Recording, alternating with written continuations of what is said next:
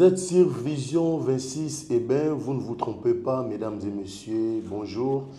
J'ai le réel plaisir de recevoir pour vous, messieurs, bienvenue le Kokissa, bonjour. Bonjour, monsieur Rossangoma. Bienvenue le Kokissa est coordonnateur de la dynamique Bisoka Kamere. En effet. C'est la troisième fois que je vous reçois. Pour ceux qui vous suivent pour la première fois, que peuvent-ils retenir de la dynamique Bisoka Kamere? Merci, monsieur Rossangoma. Merci à tous les Congolais. Je salue le cordon Patrick Songé, l'initiateur de la dynamique Bisoka Kamere. C'est que les communs des mortels peuvent retenir de la dynamique. Nous sommes une ASBEL régie et dans la légalité, qui porte la vision de valoriser les idéaux nobles de l'honorable Vital Kamerhe, le professeur Vital Kamerhe, et comme un temps modèle politique, modèle que la jeunesse et les jeunes tout entiers peuvent porter. Et nous sommes là pour faire le marketing politique de l'honorable Vital Kamerhe. Quels sont donc les idéaux de l'honorable président de l'Assemblée nationale Vital Kamerhe? Une jeunesse instruite, une jeunesse modèle, une jeunesse élite qui se met en avant-plan pour construire le Congo, car le Congo n'a pas été créé un certain dimanche comme jour de repos. Congo comme un pays, terre d'espoir, pays d'avenir, et que lui-même voit dans la dimension éléphant, et qui c'est la locomotive de l'Afrique. Et c'est ça la grande vision de l'honorable Vital Kamerhe, de créer, de construire et de bâtir un Congo fort, puissant et prospère, avec la jeunesse qui est le présent et le futur du pays. Mais il a déjà un parti politique qui vulgarise ses idéaux. En quoi cette dynamique ferait mieux ou ferait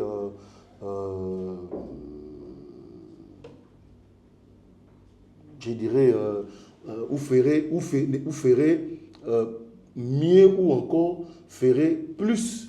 Bon, quand je dis plus, c'est presque pareil, mais c'est quoi la différence entre ce que les partis font déjà? Les partis ont des écoles de formation, les partis ont des communicateurs qui communiquent, qui vulgarisent les idéaux de Vital Kamerhe. Et vous venez avec votre dynamique pour vouloir vulgariser encore ces idéaux. C'est quoi alors la différence entre ce qui s'est fait déjà au niveau du parti et ce que vous faites? Sans pourtant chevaucher le parti politique, nous sommes membres de l'UNC, ça c'est ce qu'il faut retenir. Deuxièmement, je salue le secrétaire général, je salue le président de la jeunesse de la FNJ, le camarade Visual, et je profite aussi pour souhaiter un heureux anniversaire à l'honorable Gabor Yamboma, qui est le secrétaire interfédéral de Kinshasa. Nous sommes, comme j'ai dit, la dynamique Bisoka Kamere, une ASBEL qui accompagne la vision de l'honorable président Vital Kamerhe, le professeur, comme j'aime bien l'appeler. Nous sommes là pour apporter béquille dans la mesure du possible, de sorte que l'objectif ou la mission politique, la vision politique de l'honorable Vital Kamerhe soit portée. Vous êtes membre du parti, non? Effectivement. Mais alors, vous êtes un membre du parti, c'est une structure du parti ou c'est une structure vraiment à part? C'est d'abord une structure qui est, quand j'ai dit une ASBEL est régie dans la loi du 20 juillet 2002 ou 2004, si je ne me trompe pas, portant le fonctionnement, organisation des établissements publics et des ASBEL en République démocratique du Congo. Alors, le parti politique a une structure, certes, nous-mêmes nous sommes de la jeunesse, mais le parti encourage les initiatives de la jeunesse. Ce que la jeunesse pense faire pour accompagner la vision politique que nous portons déjà au sein de l'UNC, de sorte à les transformer de plusieurs façons pour ratisser large. Nous voulons ratisser large et la façon d'élargir le cercle et permettre aussi qu'il y ait des adhérents au sein du parti. Il y a des mouvements. Et ce n'est pas le seul mouvement. Nous avons les VKL, nous avons les Fous de Vital Kamerhe, nous avons les leaders, nous avons beaucoup de structures autres qui militent, qui fédèrent autour de la vision du président Vital Kamerhe. Question pour répandre, pour éclater dans le fin fond et ratisser la jeunesse, le parent, les mamans, pour rejoindre notre parti et en même temps pour porter la vision de l'honorable Vital Kamerhe. Ce n'est pas un chevauchement dans les attributions du parti, mais c'est un accompagnement dans les objectifs du parti.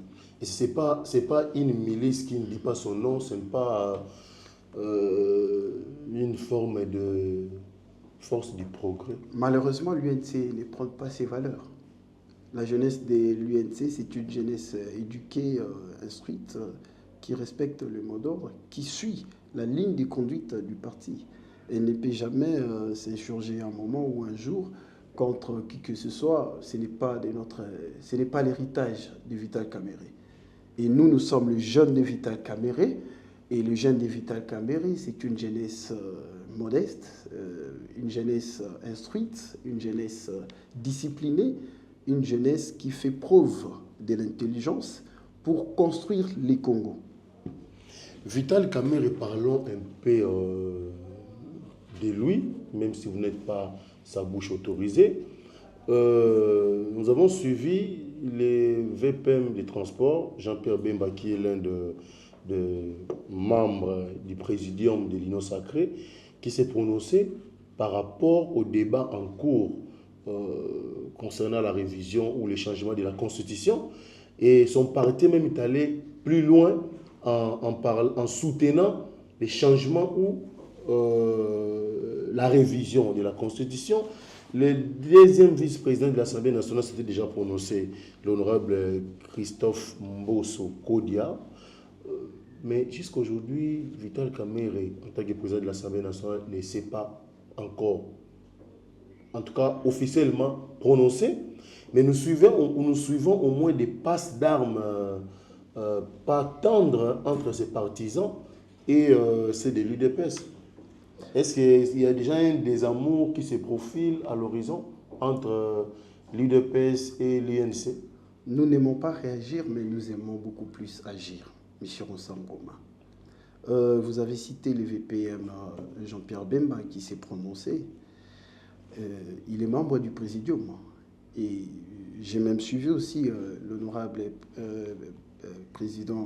vice-président du Sénat, le professeur Modeste Bahati, qui s'est prononcé aussi une fois. Pourquoi seulement on doit attendre la réaction de Vital Kamerhe? Moi, je ne pense pas. Au moment opportun, il va se prononcer. Et au moment opportun, il va dire ce qu'il pense. Le moment opportun, c'est quand? Bon, il n'y a pas... Parce que déjà, le président lui-même a dit qu'il mettrait l'année prochaine... Oui, le président l'a dit. Maintenant, on veut voir qui sont ces lieutenants qui les soutiennent. Mais j'ai suivi hier l'honorable Mbata. Il s'est prononcé aussi. C'est tout à fait normal. Donc, M. Ronsard, la question de l'existence de l'État, il ne faut pas le prendre, la porter d'une manière légère. C'est une question qui milite et que les canaux... Et c'est qui s'expriment, les font de manière légère. Les canaux appropriés et au moment opportun, en ce qui concerne le président Vital Kamerhe, vont se prononcer. Moi, je sais que cette question est réservée au bureau politique. Il faut qu'il y ait la réunion du bureau politique pour que ces derniers donnent un quitus, une ligne de conduite. Je vous ai parlé des lignes de conduite au sein de l'UNC. Nous ne voulons pas promouvoir la rébellion ou s'extirper de cette règle. Donc moi, j'ai dit... Jusqu'aux preuves du contraire, étant donné que le président Vital Kamerhe ne s'est pas prononcé parce qu'il se prononce ou qu'il ne se prononce pas, le président a dit ce qu'il pense et ce que nous faisons jusque-là, nous observons et nous attendons le moment que lui-même a dessiné l'année prochaine et c'est alors que nous allons maintenant emboîter les pas pour dire ce que nous pensons en tant que politique. Mais si moi je dois parler en tant que élite, si moi je dois parler sans pourtant engager le parti, je parle une pensée libre d'une jeunesse, j'ai le droit. Mais pourquoi il aime entretenir des mythes pour qu'enfin, qui se prononce et que sa position soit celle que beaucoup de gens savent déjà? Parce que vous savez que la parole d'un homme d'État vaut un pesant. Il ne peut pas être tenu en n'importe quelle circonstance. Il y a les moments, on analyse les moments, l'opportunité pour qu'il se prononce. Et vous le savez déjà qui va se prononcer. Alors, soyez-en apaisés. Au moment opportun, l'honorable président, puisque sa parole est attendue, tant l'opinion nationale qu'internationale, tout le monde veut attendre Vital Kamerhe parler pour voir où il a trébuché, où il a poursuivre ses mots. Nous connaissons ses jets.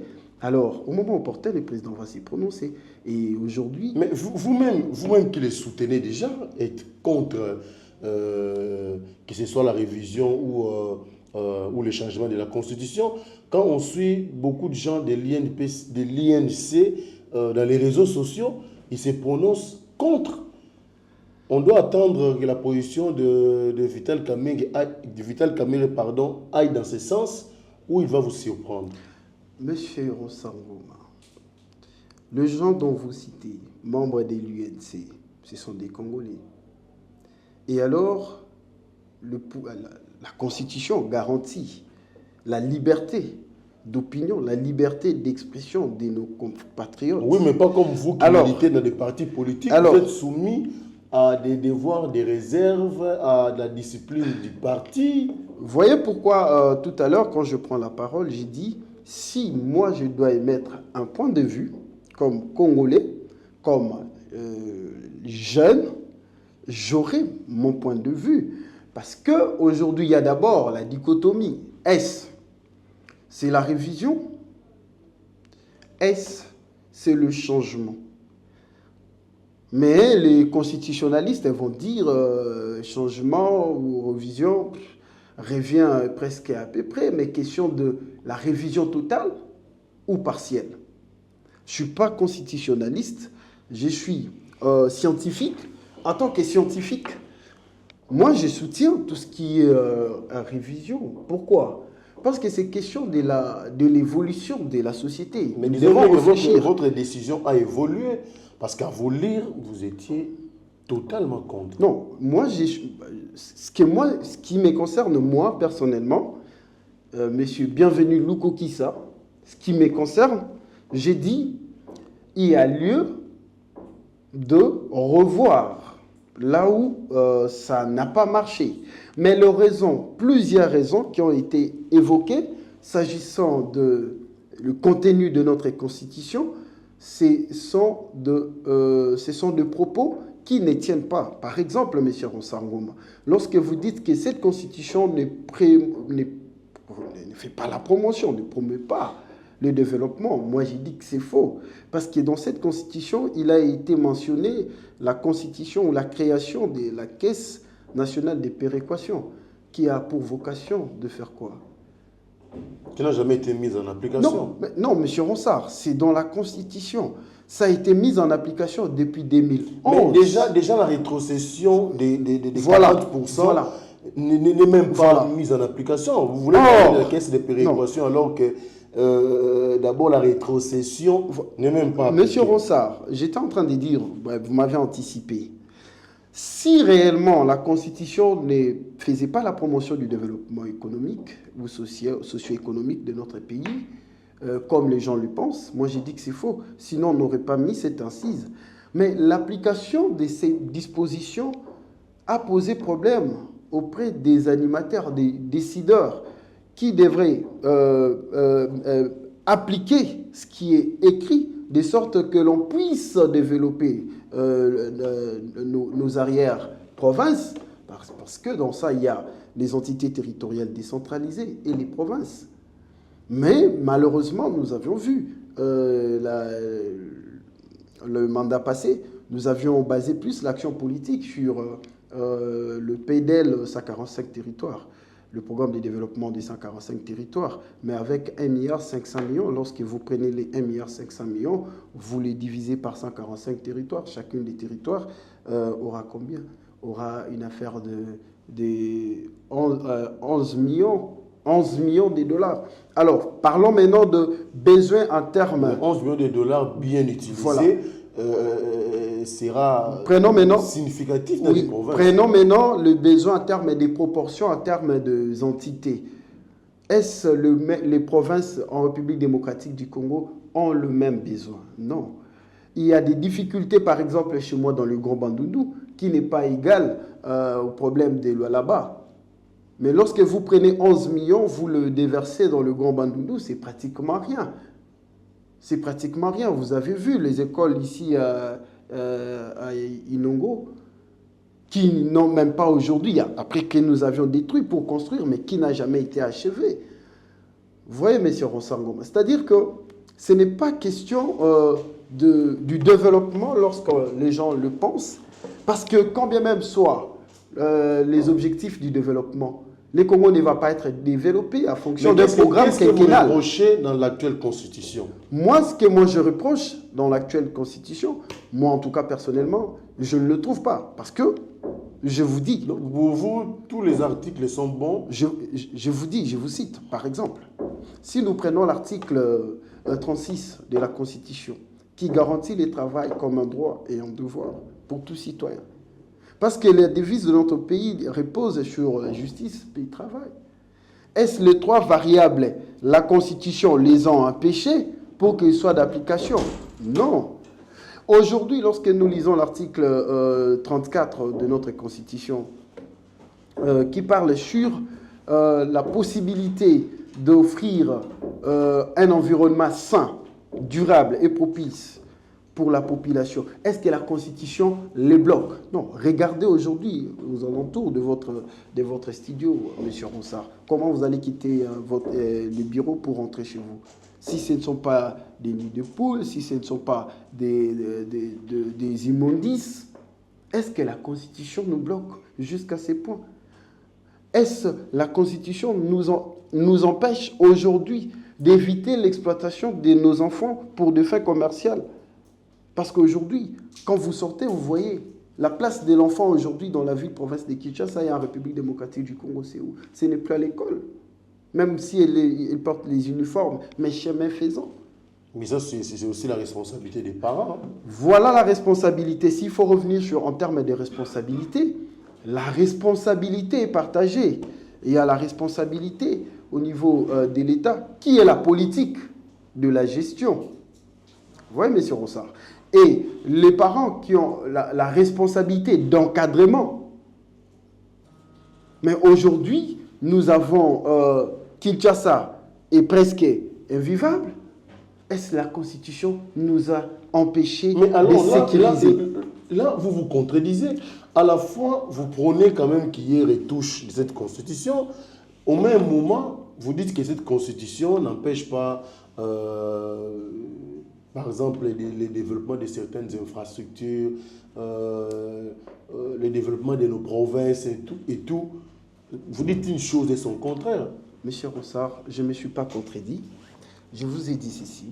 Mais en gros, vous êtes pour ou contre les changements ou la révision constitutionnelle? Révision constitutionnelle est prévue dans la Constitution. Nous ne pouvons pas être contre. Donc vous êtes pour? Pour la révision. Parce que, une autre incise, faudrait-il que nous restons sur une forme de gouvernance que j'appelle séparatiste, la démocratie séparatiste? C'est-à-dire? Puisque c'est nous qui sommes aux affaires, les autres doivent se taire. L'opposition n'a plus de voix, ne peut plus faire entendre sa voix. C'est ce qu'on nous fait, ce qu'on voit actuellement, et ce qu'on a toujours vu dans notre pays. Mais attendez, vous avez du pouvoir. Comment est-ce que vous allez parler au nom de l'opposition? Je parle aujourd'hui, je vous ai dit... Est-ce que l'opposition ne s'exprime pas? En tant que citoyen, l'opposition ne s'exprime pas. Lorsque vous suivez les débats politiciens, les gens qui pensent que, puisque nous sommes dans le pouvoir, puisque nous gérons, et que les autres ne valent rien pratiquement. Alors que nous pouvions faire de la démocratie consensuelle. Qu'est-ce qu'il faut faire? Qu'est-ce que le pouvoir devrait faire? Voilà. Moi, je appeler pense... les opposants, venez passer ici, exprimez-vous. Voilà. Moi, je pense que s'il faut réviser la Constitution, nous devrions avoir une forme de la démocratie consensuelle. C'est-à-dire une démocratie où la majorité et l'Assemblée et l'opposition se mettent ensemble pour débattre les questions de développement. Mais ce qui se fait à l'Assemblée nationale, non? Mais de quelle manière, M. Ronsard? C'est votre président qui est président de l'Assemblée nationale. M. Ronsard. Vous voulez fustiger le président de cette institution. Le président gère l'institution des membres, des personnes issues des élections. Les élections qui aujourd'hui donnent la possibilité et une large majorité à notre famille, l'Union sacrée. Okay? Mais en soi, la place de l'opposition, qui est certes réglementée par la loi portant sur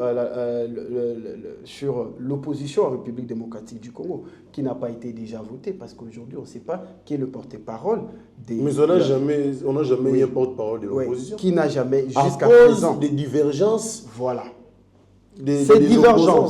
Ces divergences devraient être réglementées, à mon avis, ce que moi je pense, au niveau des textes, qui prévaut et qui fait la promotion d'une démocratie consensuelle autour de laquelle les acteurs politiques, que ce soit de la majorité, que ce soit de l'opposition, doivent se mettre ensemble. Ici au Congo, lorsqu'il s'agit, s'il faut attaquer l'opposition, lorsqu'il s'agit des questions de l'air, comme les sécurités, tous, nous nous alignons. L'opposition s'aligne même derrière l'ennemi pour dire, ah voilà, il doit échouer.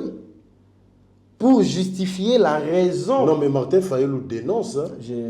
Il est en train de dénoncer Paul Kagame et son armée. Je ne voudrais pas entrer dans le débat de citer les gens nommément. Non, moi je cite quand même l'acteur politique parmi les acteurs majeurs qui dénoncent cette agression contre notre pays. Vous êtes sans ignorer, même pendant la campagne électorale du président de la République, il a demandé à certains opposants de se prononcer d'abord contre l'agression injuste. Moïse Katoum ne l'avait pas fait. Bon, vous le citez heureusement. Mais je disais que les comportements tels que soulignés, tels que même recommandés par le président pendant la campagne, et juste après la campagne, après les élections, jusqu'aujourd'hui, certains opposants que nous avions vu quitter le Congo pour se retrouver avec l'ennemi. Et alors qu'hier, ils ont été députés nationaux. Le même peuple... Vous voulez parler de qui? De l'honorable Jean-Jacques Mamba? Non, mais qui encore? Ils sont nombreux. Je n'ai pas cité le nom de gens. Moi, personnellement, je pense que vous êtes aussi informé de toutes ces personnes qui ont quitté aujourd'hui Kinshasa pour se retrouver du côté de l'ennemi, pour justifier sa cause. Alors qu'hier, nous étions avec ici à Kinshasa. Quel est le rendement de leur action politique au profit de cette population? Mais aujourd'hui, on s'aligne derrière l'ennemi. Le président en a même dit, lorsqu'il était à Insiro pour célébrer le 100e anniversaire, la commémoration de l'assassinat d'Anouarit Negapeta. Aujourd'hui, il y a toujours ces Congolais qui font bloc avec l'ennemi pour tuer les Congolais. Alors, nous parlerons de la sécurité prochainement parce qu'aujourd'hui, c'était les débats autour de la Constitution. Nous avons compris que vous êtes favorable à une révision constitutionnelle. Vous êtes coordonnateur de la dynamique Bisokaka Vital Kamerhe. Et alors, si demain ou après-demain, votre patron, votre président Vital Kamerhe s'est prononcé en faveur d'une révision ou d'un changement de la Constitution, et qu'on vous demandait, vous, jeunes, vous, ces lieutenants, d'aller dans des médias, de vous déferler dans les rues pour faire comprendre, faire accepter à la population congolaise ces changements ou cette modification. Quels seraient vos arguments? Les arguments doivent être d'abord pédagogiques, parce que vous avez dit de votre question, lorsque vous serez face à la base, à la population, notre tendance serait de leur enseigner, de leur informer pour éviter la désinformation, des bien fondés de l'action politique qui vise soit la révision, pour lequel je suis partant. Nous les ferons surtout en tant qu'enseignant. Je suis d'abord enseignant. Je suis d'abord un corps scientifique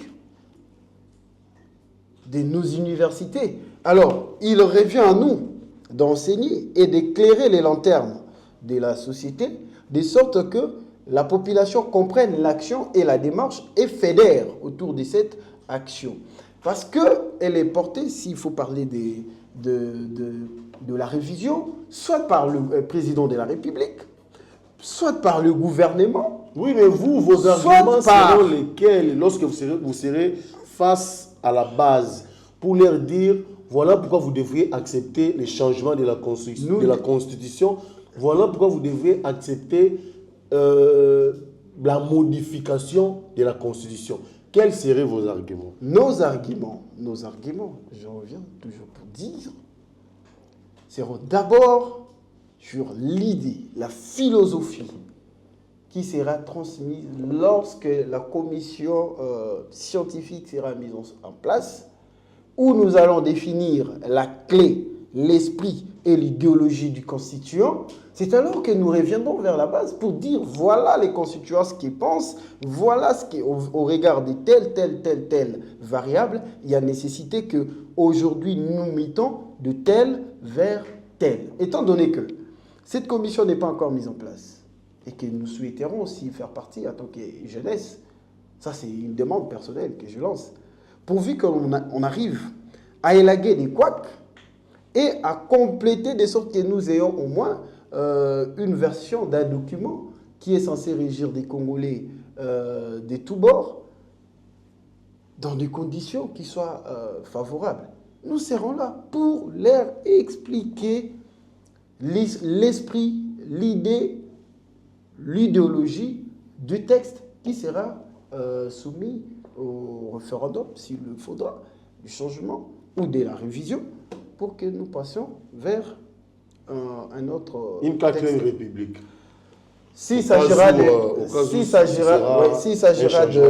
Mais alors, quand il s'agira alors de changement, il faut pas qu'on oublie, il ne faut pas qu'on revienne ici encore pour dire hey, on ne savait pas que tel...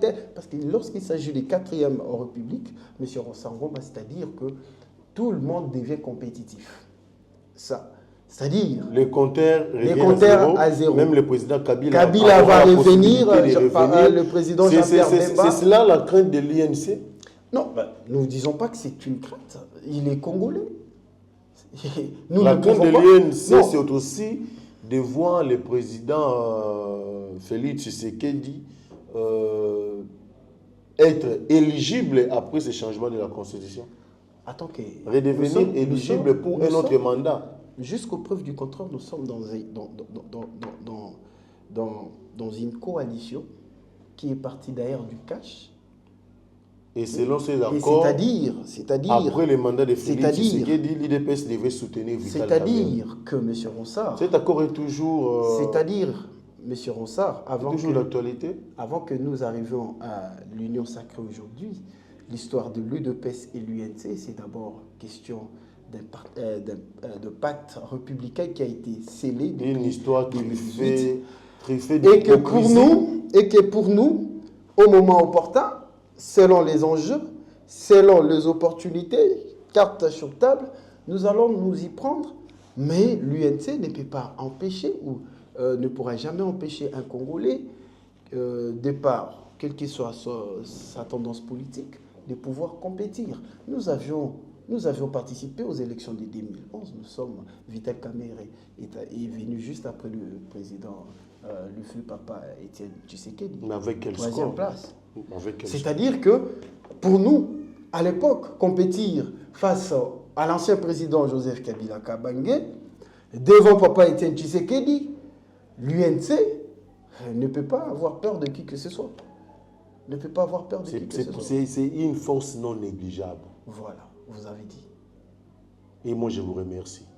Merci beaucoup, monsieur Rossard. Merci également à vous d'avoir regardé cette émission. On se retrouve prochainement avec un autre invité.